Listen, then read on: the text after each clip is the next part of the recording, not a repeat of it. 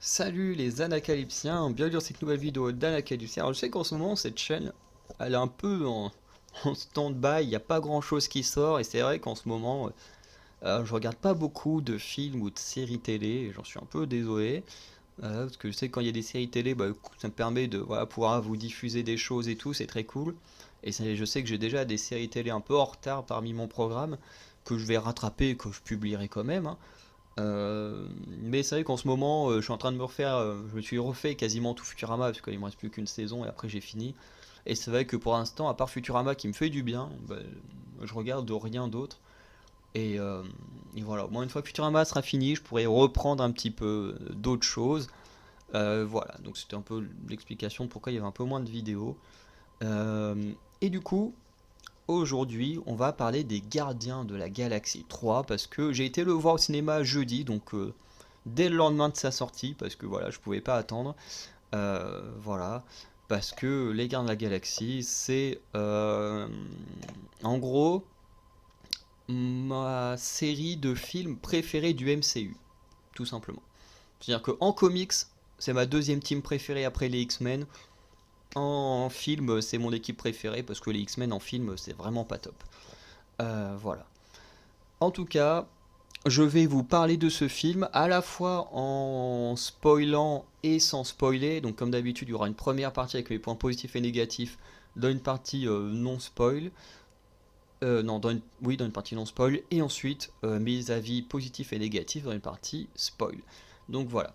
Donc si vous avez déjà vu le film, allez jusqu'au bout de la vidéo. Si vous n'avez pas vu le film, arrêtez-vous à la moitié parce que je ne vais pas spécialement spoiler. Je vais juste donner des infos que moi j'ai aimé ou pas aimé par rapport à ce qu'on a vu avec les bandes annonces. Donc voilà, donc si vous avez vu les bandes annonces, les infos, ou si vous avez vu le film de Noël également, voilà, les infos vous les avez déjà. Si vous n'avez pas vu le film de Noël et si vous n'avez pas vu les bandes annonces, un conseil, ne regardez pas cette vidéo tout de suite. Revenez la voir une fois que vous avez vu le film ou que vous avez vu la bande annonce et le film de Noël. Et sinon, si vous en avez rien à faire d'être spoilé ou quoi que ce soit, comme moi c'est mon cas perso, des fois je regarde des vidéos de films. Voilà. Et après, ça me donne même encore plus envie de voir les films. Des fois, quand je me fais un peu spoiler certains détails, plus que quand j'ai que la bande-annonce, parce que les bandes-annonces, voilà, ça donne pas toujours très envie de voir les films, hein. Bref. En tout cas, je vous laisse avec le générique et on regarde. Enfin, on va parler du film tout de suite. On commence avec la partie non spoil. Voilà. Avec les points négatifs en premier. Et le premier point négatif, à mes yeux, ce sont les scènes post-génériques. Alors bien sûr, je ne vais pas détailler les scènes post-génériques, hein, franchement, ce serait salaud de ma part de le faire, mais pour être honnête avec vous, ça ne sert à rien. Vous n'avez même pas besoin d'attendre de regarder les scènes post-génériques et tout, elles sont nulles à chier. Voilà, je suis très salé sur la scène post-générique. Enfin, il y en a deux, hein. Il y en a une, vous savez, t'as toujours le générique, le tout premier générique, comme dans tous les films un peu Marvel, où il y a toujours un premier générique très coloré, avec des images ou des choses comme ça, ou avec les noms qui apparaissent en gros et tout, enfin bref. Et il y a toujours une scène post-générique juste après celui-là, et il y a toujours une scène post-générique à la toute fin, après le générique classique, en noir et blanc, enfin bref. En tout cas, les deux ne servent à rien. Honnêtement, les deux ne servent à rien. Ne tease absolument rien de la suite. Globalement, hein, voilà, ça tease pas grand chose de dingue. Franchement, j'ai été très déçu des scènes post-génériques et j'ai envie de dire que depuis quelques années, en fait, les scènes post-génériques sont hyper décevantes, hein. C'est pas que le Gardien de la Galaxie 3, mais la plupart des scènes post-génériques en général sont décevantes. Je veux dire, quand on regarde, je pense à Shang-Chi que j'ai revu il y a pas longtemps parce que j'aime bien ce film, les scènes post-génériques, elles sont nulles, elles sont vraiment nulles. Je pense à Ant-Man 3 que j'ai vu récemment, je ferai une petite vidéo dessus, voilà, parce que c'était tellement mauvais que j'ai pas eu le courage de faire une vidéo juste après, mais bon, je le re-regarderai, je prendrai des notes et je vous ferai une petite vidéo dessus parce que normalement il fait partie de ma liste. Mais pareil, les scènes post-génériques d'Ant-Man 3, elles sont vraiment nulles. Enfin bref, là, les scènes post-génériques sont nulles. Enfin, c'est pas comme de genre à l'époque du début de MCU ou même jusqu'à une certaine période où les scènes post-génériques étaient là pour teaser des choses, pour donner envie de voir les prochains films. Là, non, c'est juste nul, ça sert à rien. Franchement, prenez pas la peine d'attendre 5 minutes la fin du générique pour voir ce qu'il y a, hein, parce que franchement, je vous dis, vous allez être déçus. Vous allez rager parce que les scènes post-génériques ne servent plus à rien.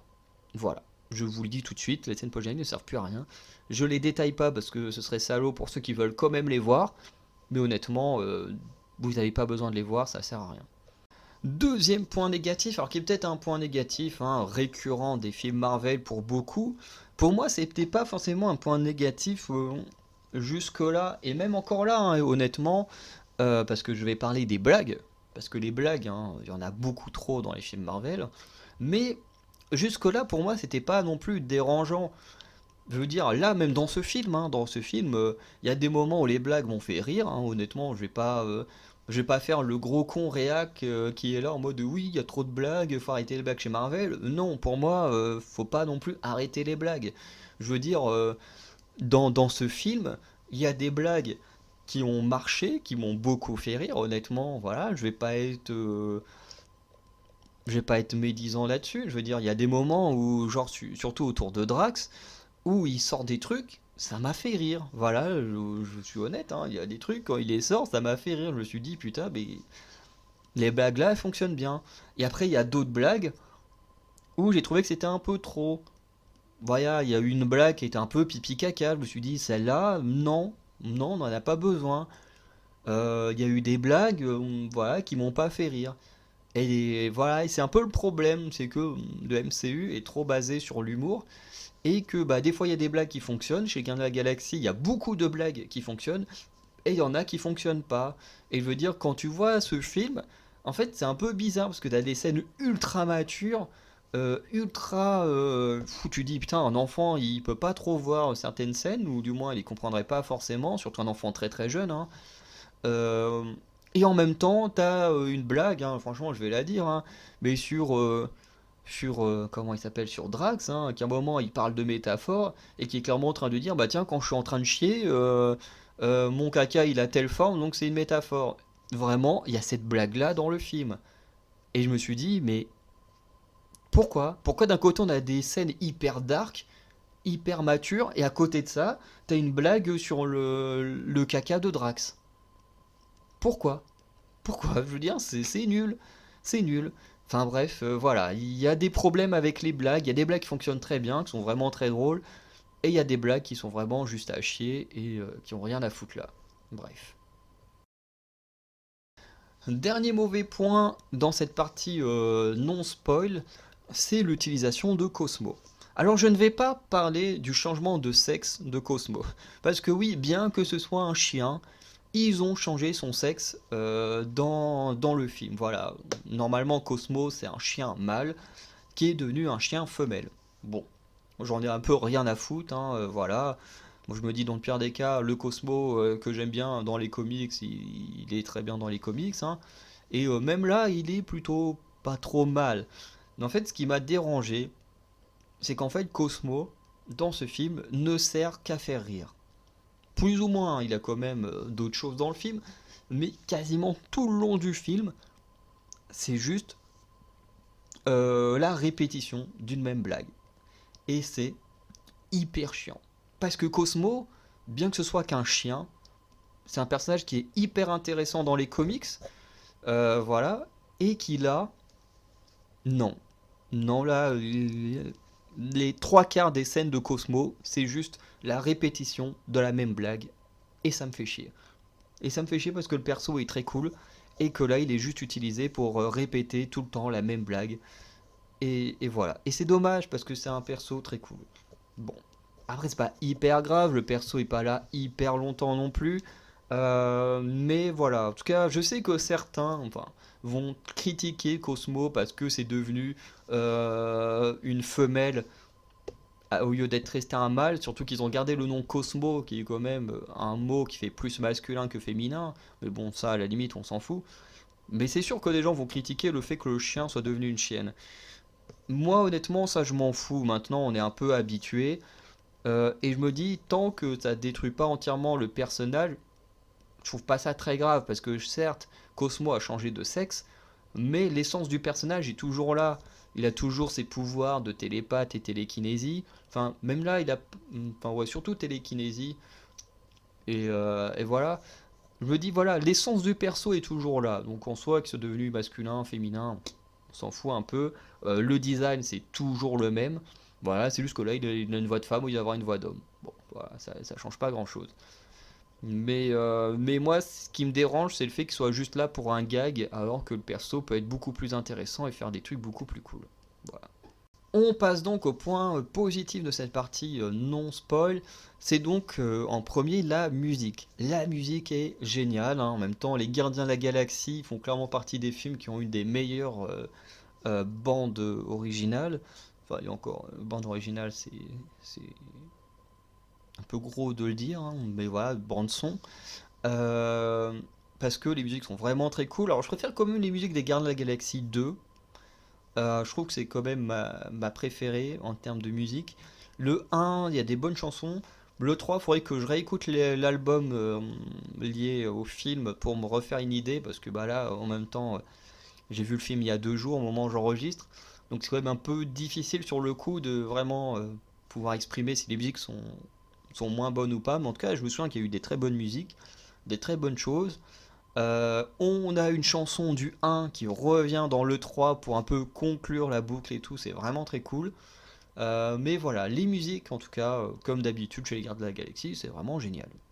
En deuxième bon point, j'ai envie de parler des scènes d'action. Alors, je vais pas forcément les spoiler ou quoi que ce soit, mais je trouve qu'elles sont très cool.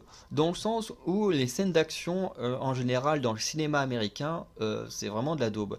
Parce que les scènes d'action dans les films américains, comme c'est les cascadeurs les 3 quarts du temps qui font les scènes, du coup t'as des coupages absolument partout, ça fait très très faux, hein, voilà, j'aime bien les films d'action américains, mais dès qu'on est sur de la baston ou des machins comme ça fait hyper faux, c'est pas forcément hyper agréable à regarder. Et là, franchement, le film ouais, il est plutôt sympa.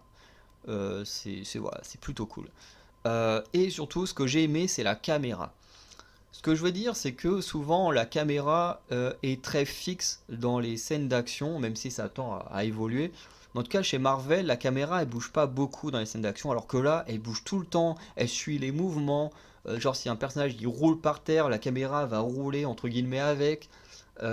Si un perso il glisse, la caméra va glisser avec, ou des choses comme ça. Enfin bref, il y a pas mal de moments de scènes d'action où la caméra suit le mouvement des persos et c'est hyper cool. Pour ceux qui regardent les films en 4DX et tout, ça doit être génial parce que du coup, tu as le siège qui bouge dans tous les sens, qui suit les mouvements de l'action, ça doit être vraiment très très stylé à voir. En tout cas, moi j'ai adoré regarder les scènes d'action de ce film parce que voilà, j'aime bien quand la caméra est un peu mouvante et qu'elle reste pas juste fixe pendant une baston. Le dernier bon point que je vais prononcer, c'est Gamora.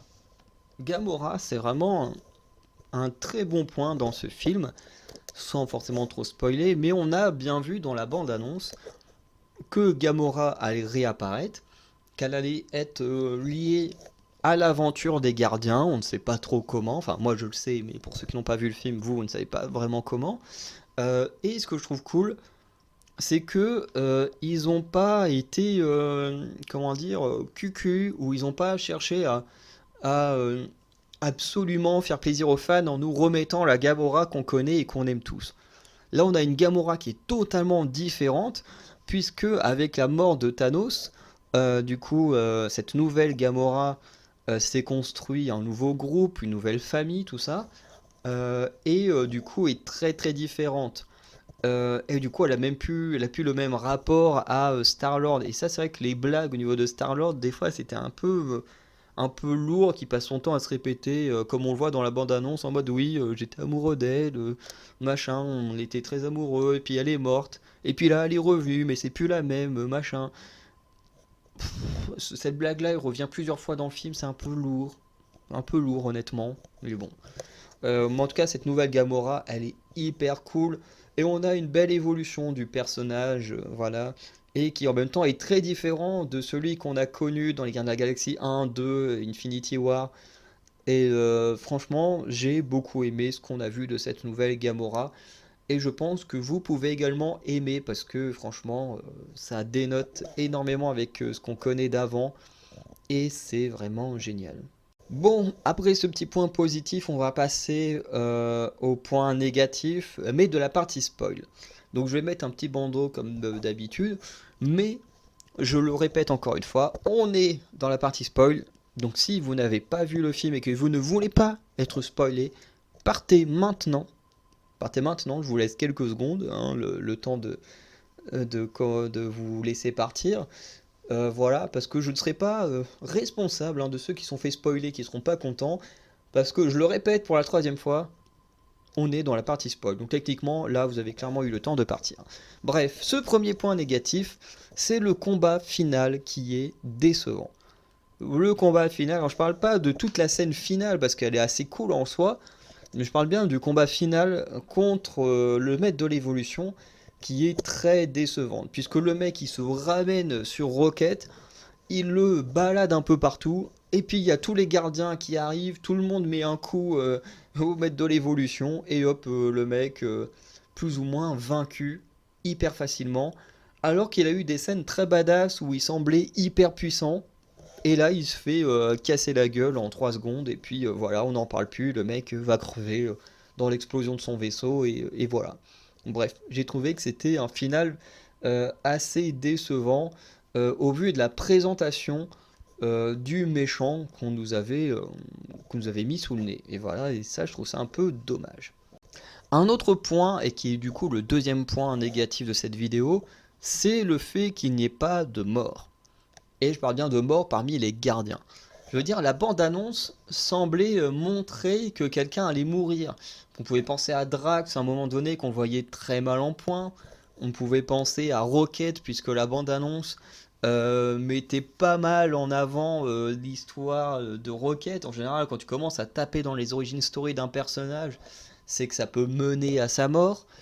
On voyait un moment également Peter Quill dans les bras des gardiens, mal en point également. On pouvait se dire, putain, il y a pas mal de gens qui peuvent mourir dans ce film. Et au final, bah, ce qui est assez décevant, c'est que personne ne meurt. Alors certes, il y a des persos qui vont mourir, mais uniquement dans les flashbacks liés à Rocket.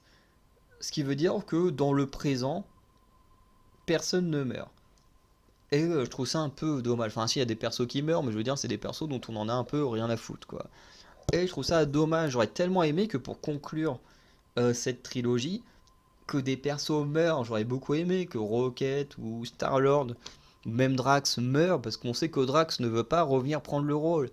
Et là, à la fin, il est en mode, bah oui, bah allez, Nebula, je viens gérer la ville avec toi.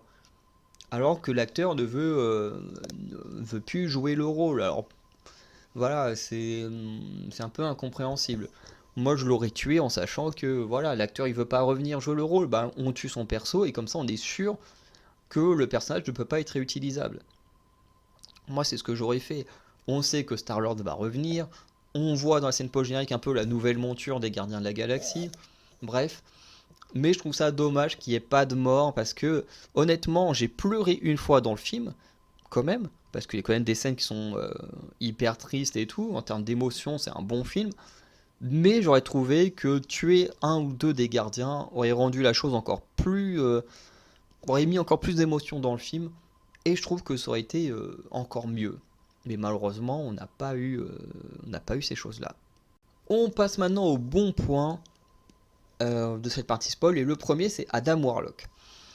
Adam Warlock, c'est un personnage qui, comme dans le dessin animé, hein, alors c'est pas la même histoire, mais dans le dessin animé des Gardiens de la Galaxie, je me souviens qu'il était arrivé d'abord en tant qu'adversaire des gardiens. Et là, c'est un peu pareil. Il apparaît en tant qu'adversaire puisqu'on apprend que les souverains ont été créés par le maître de l'évolution. Et du coup, que Adam Warlock doit récupérer Rocket pour le maître de l'évolution et surtout pour sauver son peuple. Et du coup, Adam Warlock va arriver sur Nowhere. Sur Nowhere, il va défoncer tout le monde, plus ou moins. Et bon, il va quand même se faire battre. Et voilà. Et à plusieurs reprises, il va réapparaître hein, pour essayer de sauver son peuple. Et du coup, de kidnapper Rocket. Et franchement, j'ai vu des gens un peu critiquer en mode ouais, Adam Warlock, un peu mal utilisé et tout. Sauf que comme c'est précisé dans le film, Adam Warlock, ce n'est qu'un bébé, dans le sens où le mec il est né il y a extrêmement peu de temps. Le mec il vient juste d'être sorti de son cocon, il ne connaît rien à la vie, il n'a pas encore eu le temps d'avoir d'éducation, c'est même une chose que sa mère met en avant dans le truc, c'est que voilà, il a été sorti du cocon trop tôt, il n'a pas eu le temps d'être éduqué comme il faut, parce que voilà, il vient d'être mis au monde plus ou moins.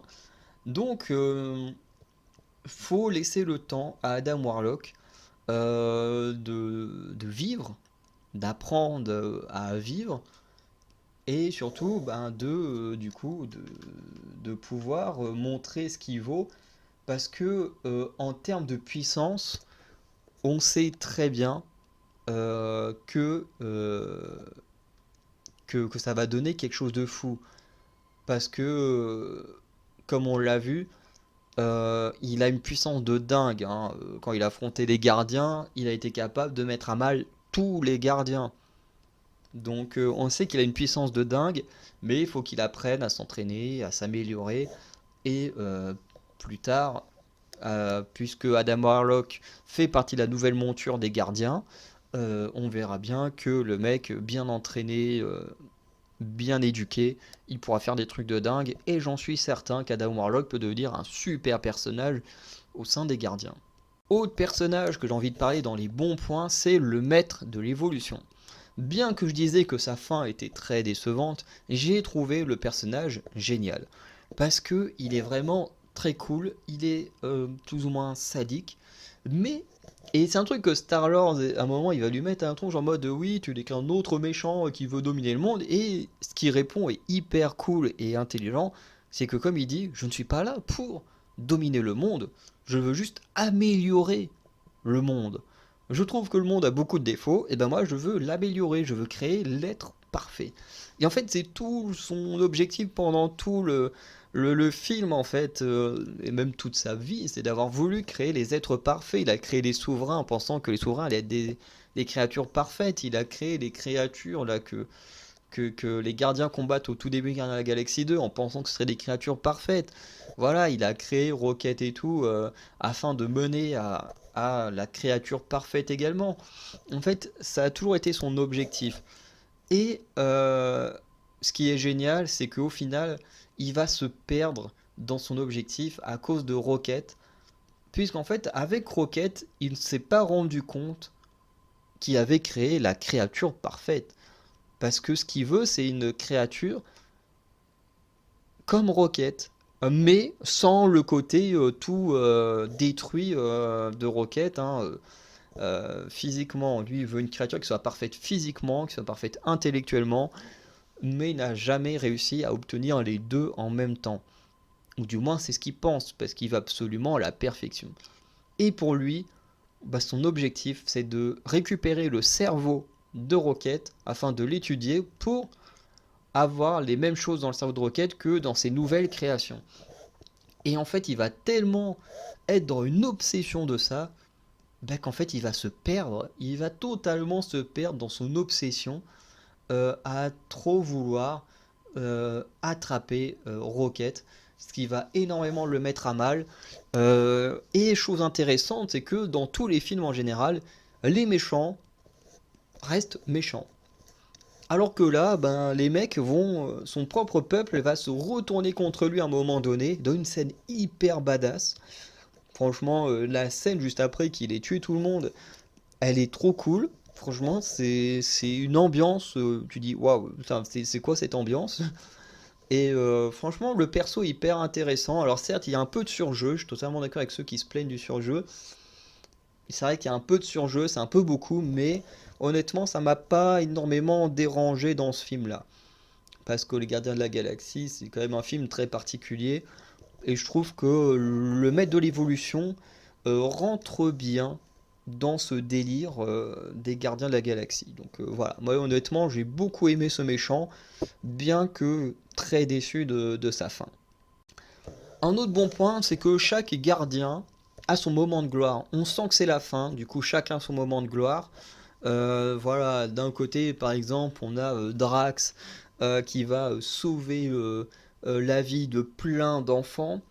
On a, comment elle s'appelle déjà, que j'ai Nebula, mais c'est pas elle que je pense. Nebula va faire pas mal de belles choses également, hein. Mais Mantis qui va réussir à prendre le contrôle là, des trois grosses créatures qu'on voit dans la bande-annonce.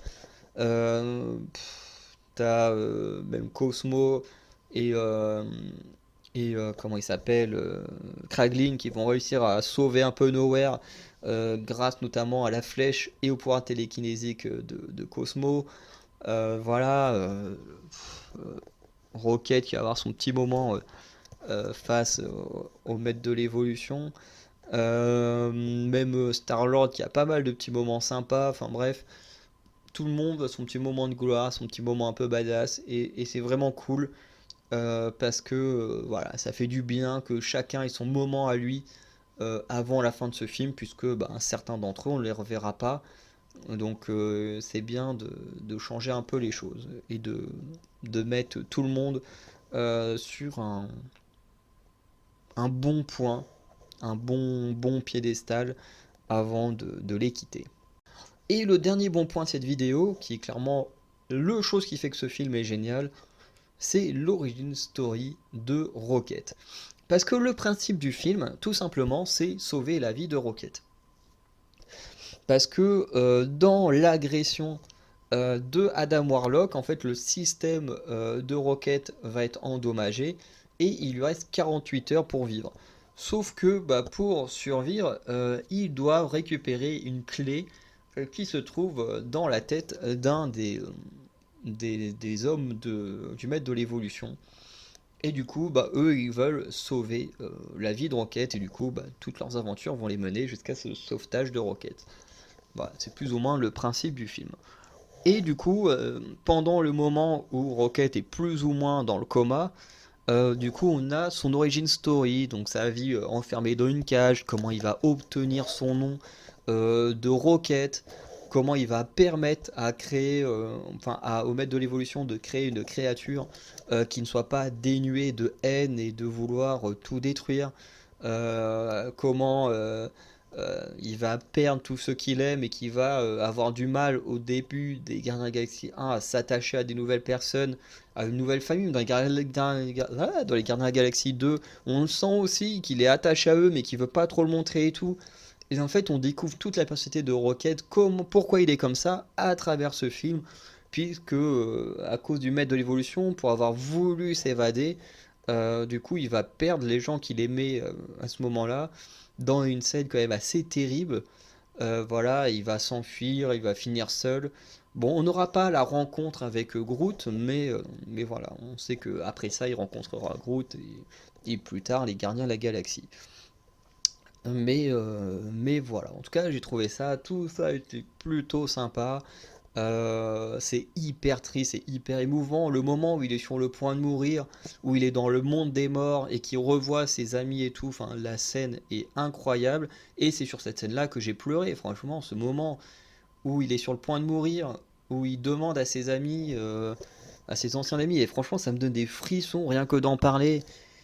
Où il leur dit voilà, est-ce que maintenant je peux venir avec nous, avec vous, vous rejoindre dans le monde des morts et rester avec vous parce que vous me manquez et tout, globalement. Enfin, waouh, cette scène elle est hyper forte, elle m'a fait, ah ouais, elle m'a fait pleurer, hein. Et franchement, là j'en ai des frissons, c'est horrible. Mais franchement, dans toute l'histoire autour de Rocket, elle est incroyable. À la fin, c'est lui qui devient leader des gardiens. Enfin bref, le personnage de Rocket, il est juste génial. Il a beaucoup fait rire au fil du temps. Et là, dans ce film, il permet de toucher les téléspectateurs. Et franchement, j'ai hâte de revoir ce film parce que bah voilà, c'est juste incroyable. Il fait beaucoup de bien. Et voilà, j'ai rien de plus à dire, hein. Si vous, je sais pas ce que vous avez pensé de cette histoire, mais franchement, je l'ai trouvée juste géniale et hyper émouvante. Moi, ça m'a beaucoup touché. Parce que pour moi, l'amitié, c'est quelque chose d'hyper important. Et du coup, la façon que c'est traité dans ce film, j'ai trouvé ça incroyable. On va maintenant conclure cette vidéo. N'hésitez pas à me dire ce que vous avez pensé de ce film, si vous l'avez aimé ou pas. En tout cas, moi, je l'ai beaucoup aimé. Je crois que j'ai quand même une petite préférence pour les Gardiens de la Galaxie 2 en parlant à chaud quand même. À voir avec le temps ce que j'en penserai du 3. Mais pour l'instant, j'ai trouvé génial, mais j'ai quand même une petite préférence pour le 2. Voilà, même si les thématiques du 2 et du 3 sont parmi celles qui m'ont le plus touché dans les Gardiens de la Galaxie. Enfin, dans le MCU en général. Mais de toute façon, Gardiens de la Galaxie, c'est quand même la série qui m'a le plus touché, parce qu'il touchait des thématiques très précises qui étaient vraiment importantes pour moi. En tout cas, j'ai adoré. Dites-moi ce que vous en avez pensé. Et sinon, bah, on se dit à très bientôt pour de nouvelles vidéos. Voilà. Euh, je ferai en sorte de ressortir un peu plus de vidéos prochainement. Voilà, de toute façon là j'ai bientôt fini de rendre mes devoirs. Mon petit boulot que j'ai actuellement il est bientôt fini. Il me reste une petite semaine avant de reprendre un nouveau boulot dans un mois et demi. Donc j'aurai eu un petit temps de pause. Donc je pourrai vous refaire un peu plus de vidéos. Voilà. Et voilà, je n'ai pas plus de choses à dire. Je vous dis à très bientôt. Passez une bonne journée, une bonne soirée. N'hésitez pas à aller checker l'onglet communauté pour aller les vidéos sorties durant la semaine. Et je vous dis à très bientôt. Ciao.